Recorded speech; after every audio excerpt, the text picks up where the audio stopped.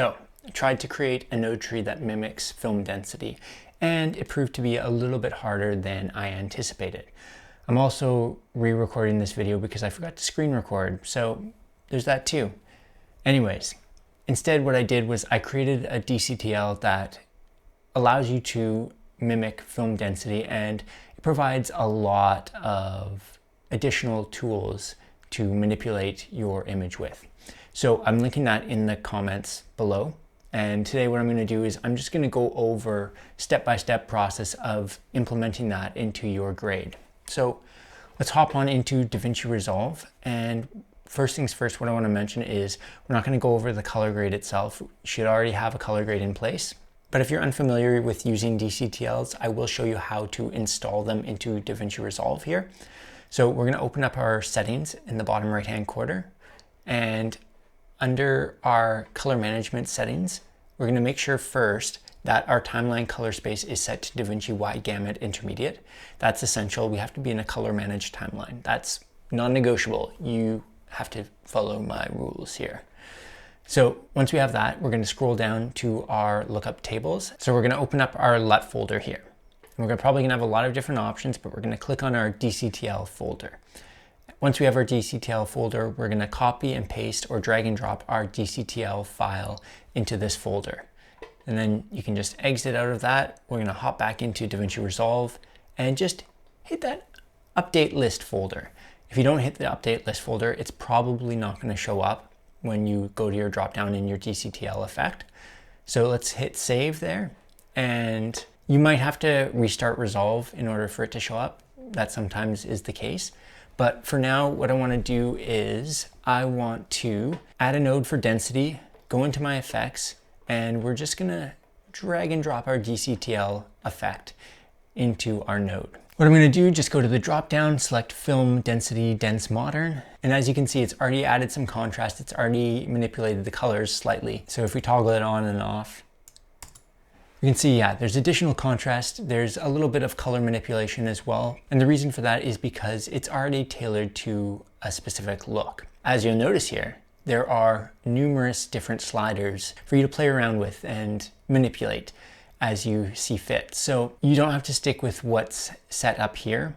You chances are going to be playing around with a lot of the different sliders. So a quick idea first. On film, color is coming from dye.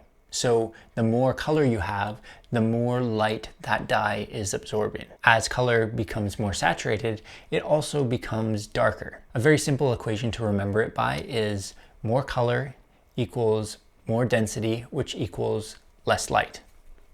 Simple enough. Whereas the digital image, when you crank the saturation, those colors become more vibrant, more electric, in your face, pow, pow, pow. And that's what a lot of people tend to be trying to steer away from now. They're trying to move more towards those denser, saturated colors that resemble more of the film look, rather than the loud, in-your-face colors. All right, so let's hop into the controls, because as you've noticed, there are a lot of them. And we're gonna go over most of them. We might miss a few, but I'm just giving you the option to play around with them on your own time. So starting at the top, because that's typically a good spot to start. We have the density amount and the density color. So essentially these are your master controls. They allow you to dial in the impact of this DCTL once you've made all of your manipulations. So I would recommend just hold off on playing around with these until after you've used the other sliders. Then you can really dial in how much of the effect and the impact of the effect that will be taking place in your image. So density amount, very self-explanatory. It's the overall mix of the effect. So bring it down to 0. You're not going to have any of the effect impact your image. 100% will be full impact, bam, bam, bam, in your face. Density color, kind of self-explanatory as well. It focuses on the color side of the image and the effect. So how saturated the colors are going to be and how dense the colors are going to be. As you can see, it's already increasing the saturation when we slide it up to 2. And when we decrease it, it's decreasing that saturation. So we're just going to leave it in the middle there at 1 for now. we're going to play around with it potentially at the end. So moving on, we have our density shoulder, and that is very simple. It's just our highlight roll off. So when you have those very bright highlights, for instance, if I had the sun in this image, that would be an extremely bright highlight. It just allows you to have that nice smooth highlight roll off. So it creates a very nice and gradual shoulder to our curve. This adjustment, it allows you to make your highlights smoother and prettier and more presentable. So the next group of adjustments is the tone group. So self-explanatory, it allows you to adjust the tone of your image. So the black and white contrast, basically. You don't really need to touch these if you don't want to. They're just here if you want to make these adjustments within the same DCTL, then you have them available. So the first one is the mid-scale contrast. Again, just allows you to pivot your contrast around middle gray without impacting middle gray itself. So you can decrease the contrast, increase the contrast, and it's not going to impact middle gray. So the fog floor is going to lift the darkest blacks up, just like the faint fog on a film print. It's just gonna shift your blacks from the 0 value of more of a video clean black look to a slightly more filmic look with the lifted blacks. Put it to whatever value looks best for your footage and the vibe you're going for your project. And the shoulder Dmax just controls how your brightest values behave. So we don't have a lot of super bright values, but right here, there's some of our brightest values. So we're just gonna watch that as we change the Dmax. So as you can see, it just compresses them when we increase the value and just raises them when we decrease it. So I'm just gonna leave it like that. All right, so now we're gonna go into the fun controls, the ones you've been waiting for probably. So these are the color and density controls. So what I wanna start with is our subtractive density slider. And as we increase it, watch for two things. So the first being the colors tighten up on the vector scope. So they're tightening up and kind of pulling a little bit more into the center of our vector scope.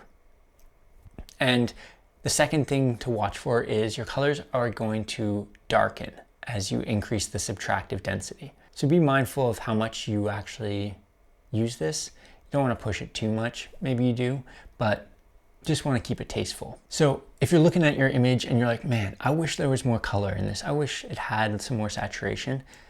You have the ability to do that now. So we're going to be using our Chroma emphasis slider. So how film works is the shadows and the highlights tend to be a little bit quieter when it comes to saturation. More of the saturation tends to sit in the midtones, which results in a richer looking image. So what this Chroma emphasis is trying to mimic is the pushing of the saturation in the midtones here. So you can see as you increase it, it's going to push in more saturation to our image. We don't want to overdo it. But what's nice is that it's not actually impacting our middle gray values.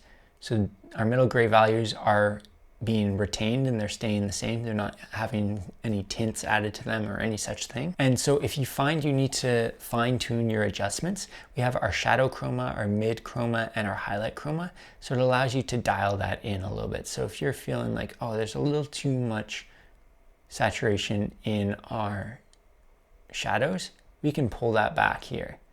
Or, you know, maybe our highlights have too much saturation. Let's dial that in. Let's bring that back. Or maybe our midtones, you're like, oh man, I think that's a bit much. Pull that back as well. You have full flexibility. You are the master of your destiny. But yeah, just mess around with it and see what looks best for your scene. So let's scroll down to the very bottom here, and we have this thing called stock bias. Essentially what that does is it's going to mimic the tint of different film stocks. It allows you to fully manipulate the tint. And I will mention that this does impact your middle gray, so it will tint your overall look of your image. So we're just gonna enable it and play around with it a bit. So if you want to have a little bit more of a red tint, you can introduce that, or you can subtract the red from it. Same with green. You can push some green into it or subtract the green. And then blue, push that blue in or get rid of that blue.